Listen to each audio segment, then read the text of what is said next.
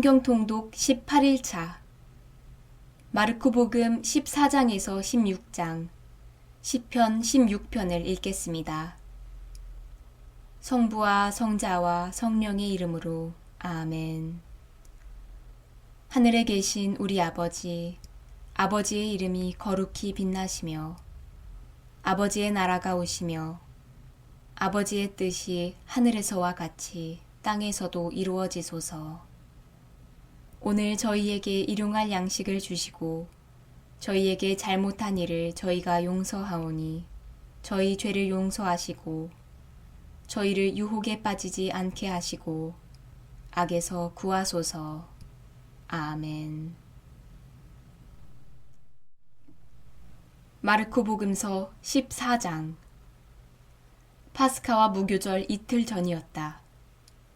수석 사제들과 율법학자들은 어떻게 하면 속임수를 써서 예수님을 붙잡아 죽일까 궁리하고 있었다.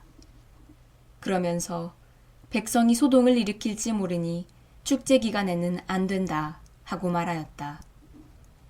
예수님께서 베타니아에 있는 나병 환자 시몬의 집에 계실 때의 일이다.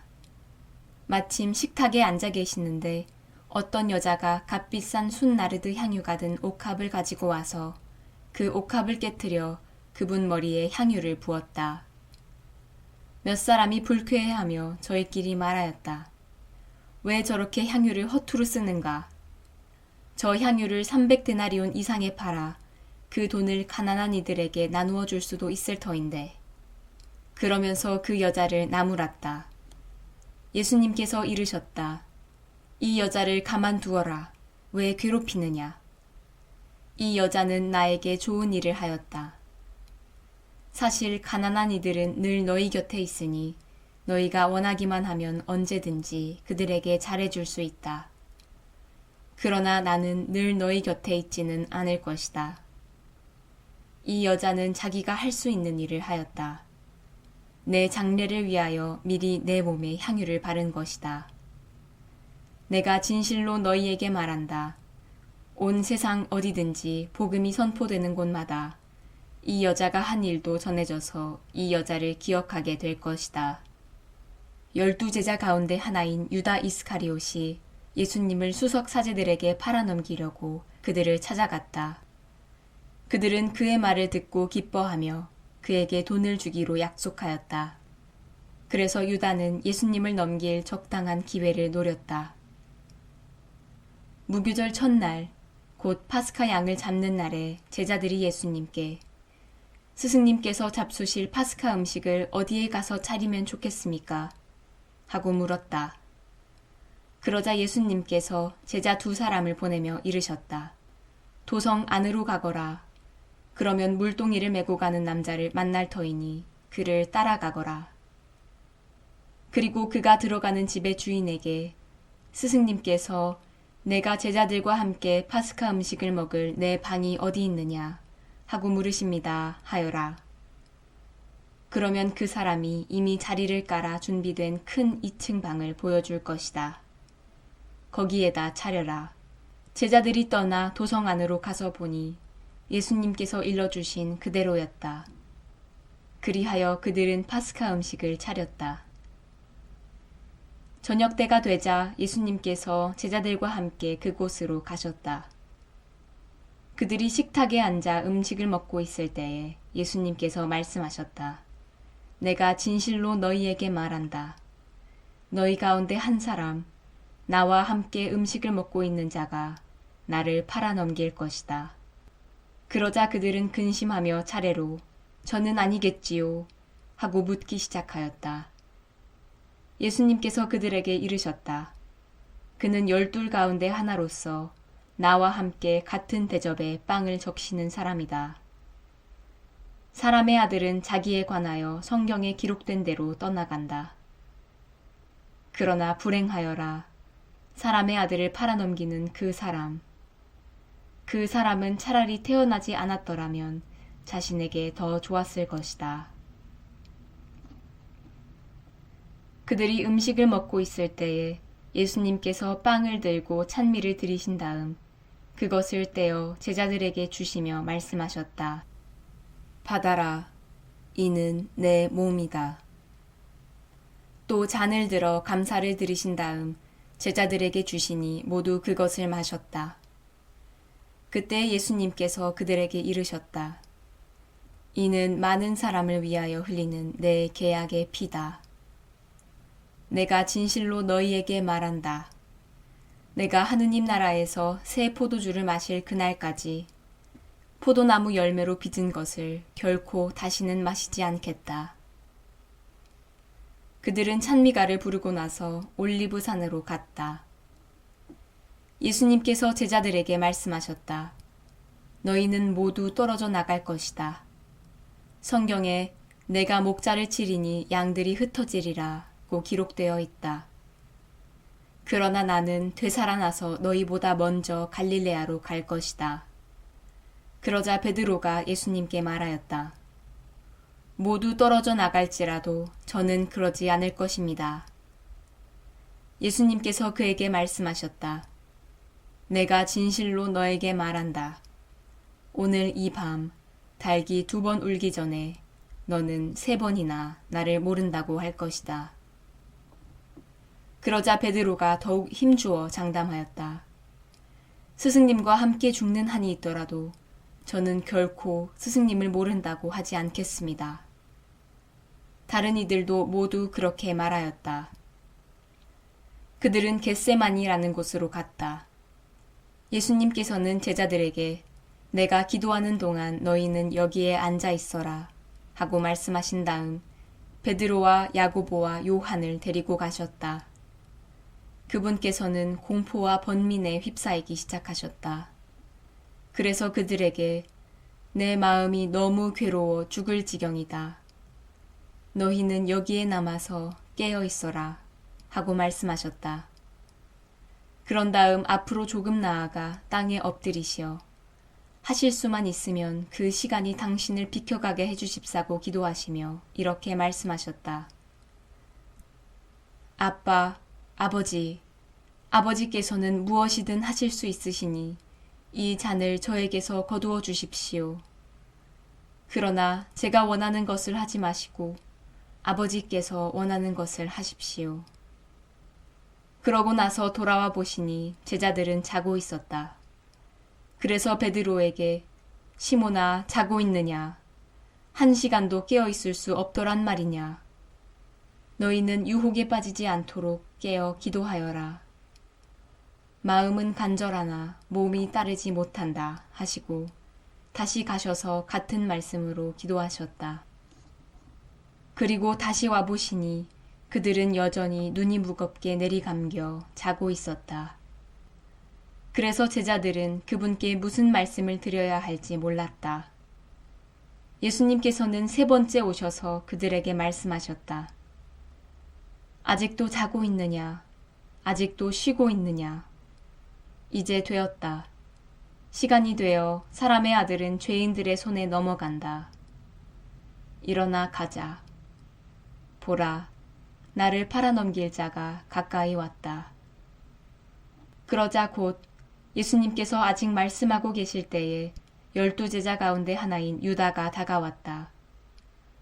그와 함께 수석 사제들과 율법학자들과 원로들이 보낸 무리도 칼과 몽둥이를 들고 왔다. 그분을 팔아넘길 자는 내가 입맞추는 이가 바로 그 사람이니 그를 붙잡아 잘 끌고 가시오 하고 그들에게 미리 신호를 일러두었다. 그가 와서는 곧바로 예수님께 다가가 스승님 하고 나서 입을 맞추었다. 그러자 그들이 예수님께 손을 대어 그분을 붙잡았다. 그때 곁에 서 있던 이들 가운데 한 사람이 칼을 빼어 대사제의 종을 내리쳐 그의 귀를 잘라버렸다. 예수님께서 나서시어 그들에게 말씀하셨다. 너희는 강도라도 잡을 듯이 칼과 몽둥이를 들고 나를 잡으러 나왔단 말이냐. 내가 날마다 너희와 함께 성전에 있으면서 가르쳤지만 너희는 나를 붙잡지 않았다. 성경 말씀이 이루어지려고 일이 된 것이다. 제자들은 모두 예수님을 버리고 달아났다. 어떤 젊은이가 알몸에 아마포만 두른 채 그분을 따라갔다. 사람들이 그를 붙잡자 그는 아마포를 버리고 알몸으로 달아났다. 그들은 예수님을 대사제에게 끌고 갔다. 그러자 수석 사제들과 원로들과 율법학자들이 모두 모여왔다. 베드로는 멀찍이 떨어져서 예수님을 뒤따라 대사제의 저택 안뜰까지 들어가 시종들과 함께 앉아 불을 쬐고 있었다. 수석 사제들과 온 최고의회는 예수님을 사형에 처하려고 그분에 대한 증언을 찾았으나 찾아내지 못하였다. 사실 많은 사람이 그분께 불리한 거짓 증언을 하였지만 그 증언들이 서로 들어맞지 않았던 것이다. 더러는 나서서 이렇게 거짓 증언을 하기도 하였다. 우리는 저자가 나는 사람 손으로 지은 이 성전을 허물고 손으로 짓지 않는 다른 성전을 사흘 안에 세우겠다고 말하는 것을 들은 적이 있습니다. 그러나 그들의 증언도 서로 들어맞지 않았다. 그러자 대사제가 한가운데로 나서서 예수님께 당신은 아무 대답도 하지 않소. 이 자들이 당신에게 불리한 증언을 하는데 어찌 된 일이오? 하고 물었다. 그러나 예수님께서는 입을 다무신 채 아무 대답도 하지 않으셨다. 대사제는 다시 당신이 찬양받으실 분의 아들 메시아요? 하고 물었다. 예수님께서 대답하셨다. 그렇다. 너희는 사람의 아들이 전능하신 분의 오른쪽에 앉아 있는 것과 하늘에 구름을 타고 오는 것을 볼 것이다. 그러자 대사제가 자기 옷을 찢고 이렇게 말하였다. 이제 우리에게 무슨 증인이 더 필요합니까? 여러분도 하느님을 모독하는 말을 듣지 않았습니까? 여러분의 생각은 어떻습니까? 그들은 모두 예수님께서 사형을 받아야 마땅하다고 단죄하였다. 어떤 자들은 예수님께 침을 뱉고 그분의 얼굴을 가린 다음 주먹으로 치면서 알아맞혀 보아라 하며 놀려대기 시작하였다. 시종들도 예수님의 뺨을 때렸다. 베드로가 안뜰 아래쪽에 있는데 대사제의 하녀 하나가 와서 불을 쬐고 있는 베드로를 보고 그를 찬찬히 살피면서 말하였다. 당신도 저 나자렛 사람 예수와 함께 있던 사람이지요? 그러자 베드로는 나는 당신이 무슨 말을 하는지 알지도 이해하지도 못하겠소 하고 부인하였다. 그가 바깥들로 나가자 달기 울었다. 그 하녀가 베드로를 보면서 곁에 서 있는 이들에게 다시 이 사람은 그들과 한패예요 하고 말하기 시작하였다. 그러나 베드로는 또 부인하였다. 그런데 조금 뒤에 곁에 서 있던 이들이 다시 베드로에게 당신은 갈릴레아 사람이니 그들과 한패임에 틀림없소 하고 말하였다. 베드로는 거짓이면 천벌을 받겠다고 맹세하기 시작하며 나는 당신들이 말하는 그 사람을 알지 못하오 하였다. 그러자 곧 달기 두 번째 울었다. 베드로는 예수님께서 달기 두 번 울기 전에 너는 세 번이나 나를 모른다고 할 것이다 하신 말씀이 생각나서 울기 시작하였다. 마르코복음서 15장. 아침이 되자 수석 사제들은 곧바로 원로들과 율법학자들 곧 온 최고의회와 의논한 끝에 예수님을 결박하여 끌고 가서 빌라도에게 넘겼다. 빌라도가 예수님께 당신이 유다인들의 임금이오 하고 묻자 그분께서 내가 그렇게 말하고 있다 하고 대답하셨다. 그러자 수석 사제들이 여러 가지로 예수님을 고소하였다. 빌라도가 다시 예수님께 당신은 아무 대답도 하지 않소? 보시오, 저들이 당신을 갖가지로 고소하고 있지 않소? 하고 물었으나 예수님께서는 더 이상 아무 대답도 하지 않으셨다. 그래서 빌라도는 이상하게 여겼다. 빌라도는 축제 때마다 사람들이 요구하는 죄수 하나를 풀어주곤 하였다. 마침 바랍바라고 하는 사람이 반란 때에 살인을 저지른 반란군들과 함께 감옥에 있었다. 그래서 군중은 올라가 자기들에게 해오던 대로 해달라고 요청하기 시작하였다. 빌라도가 그들에게 유다인들의 임금을 풀어주기를 바라는 것이요? 하고 물었다. 그는 수석 사제들이 예수님을 시기하여 자기에게 넘겼음을 알고 있었던 것이다. 그러나 수석 사제들은 군중을 부추겨 그분이 아니라 바랍바를 풀어달라고 청하게 하였다. 빌라도가 다시 그들에게 그러면 여러분이 유다인들의 임금이라고 부르는 이 사람은 어떻게 하기를 바라는 것이요? 하고 물었다. 그러자 그들은 십자가에 못 박으시오 하고 거듭 소리질렀다. 빌라도가 그들에게 도대체 그가 무슨 나쁜 짓을 하였다는 말이오? 하자 그들은 더욱 큰 소리로 십자가에 못 박으시오 하고 외쳤다. 그리하여 빌라도는 군중을 만족시키려고 바랍바를 풀어주고 예수님을 채찍질하게 한 다음 십자가에 못 박으라고 넘겨주었다. 군사들은 예수님을 뜰 안으로 끌고 갔다. 그곳은 총독 관저였다. 그들은 온 부대를 집합시킨 다음 그분께 자주색 옷을 입히고 가시관을 엮어 머리에 씌우고서는 유다인들의 임금님 만세 하며 인사하기 시작하였다. 또 갈대로 그분의 머리를 때리고 침을 뱉고서는 무릎을 꿇고 엎드려 예수님께 절하였다. 그렇게 예수님을 조롱하고 나서 자주색 옷을 벗기고 그분의 겉옷을 입혔다. 그리고 예수님을 십자가에 못 박으러 끌고 나갔다. 그들은 지나가는 어떤 사람에게 강제로 예수님의 십자가를 지게 하였다. 그는 키레네 사람 시몬으로서 알렉산드로스와 루포스의 아버지였는데 시골에서 올라오는 길이었다. 그들은 예수님을 골고타라는 곳으로 데리고 갔다. 이는 번역하면 해골터라는 뜻이다. 그들이 몰약을 탄 포도주를 예수님께 건넸지만 그분께서는 받지 않으셨다. 그들은 예수님을 십자가에 못 박았다. 그러고 나서 그분의 겉옷을 나누어 가졌는데 누가 무엇을 차지할지 제비를 뽑아 결정하였다. 그들이 예수님을 십자가에 못 박은 때는 아침 9시였다. 그분의 죄명패에는 유다인들의 임금이라고 쓰여 있었다. 그들은 예수님과 함께 강도 둘을 십자가에 못 박았는데 하나는 오른쪽에 다른 하나는 왼쪽에 못 박았다.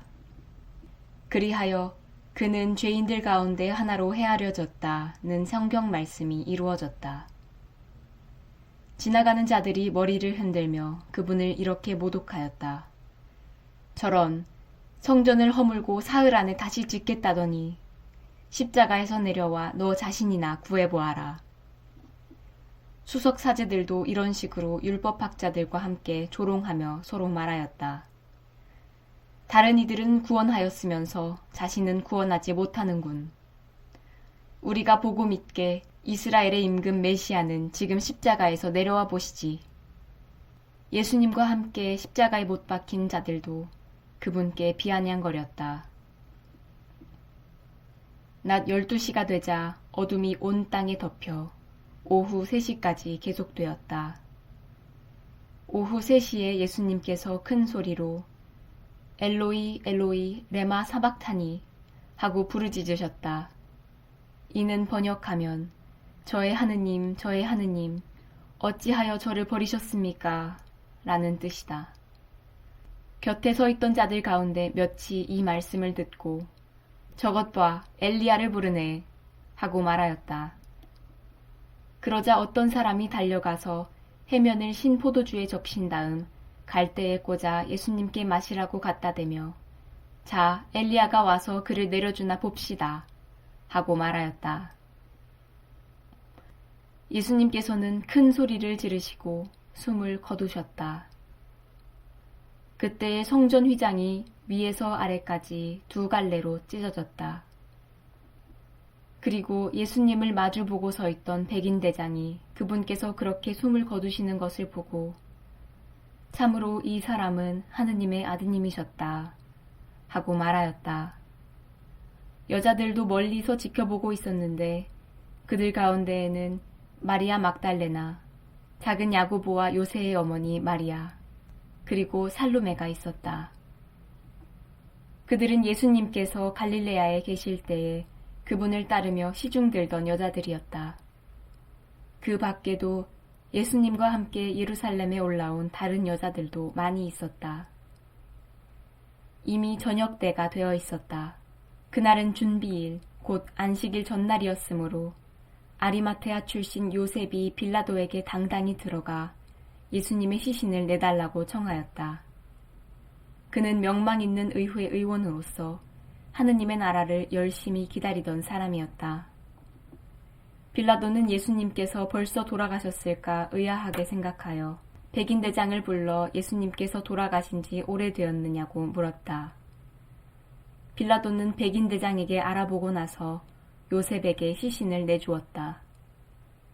요셉은 아마포를 사가지고 와서 그분의 시신을 내려 아마포로 싼 다음 바위를 깎아 만든 무덤에 모시고 무덤 입구에 돌을 굴려 막아 놓았다. 마리아 막달레나와 요새의 어머니 마리아는 그분을 어디에 모시는지 지켜보고 있었다. 마르코 복음서 16장. 안식일이 지나자 마리아 막달레나와 야고보의 어머니 마리아와 살로메는 무덤에 가서 예수님께 발라드리려고 향료를 샀다.